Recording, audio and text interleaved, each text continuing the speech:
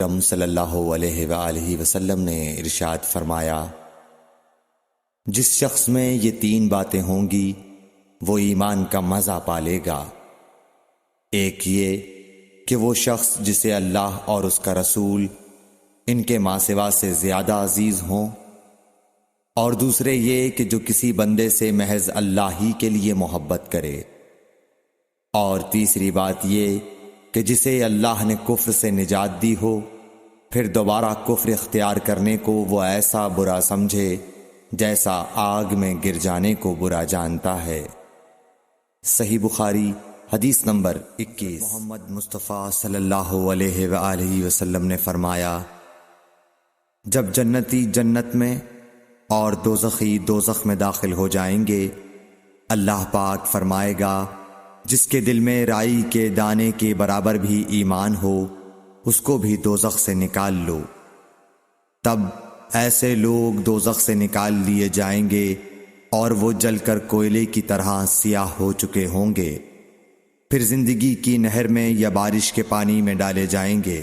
اس وقت وہ دانے کی طرح اگائیں گے جس طرح ندی کے کنارے دانے اگاتے ہیں۔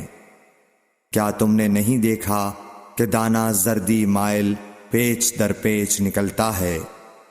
صحیح بخاری حدیث نمبر 22۔ حضور اکرم صلی اللہ علیہ وآلہ وسلم نے فرمایا، میں ایک وقت سو رہا تھا، میں نے خواب میں دیکھا کہ لوگ میرے سامنے پیش کیے جا رہے ہیں اور وہ کرتے پہنے ہوئے ہیں، کسی کا کرتا سینے تک ہے اور کسی کا اس سے نیچا ہے۔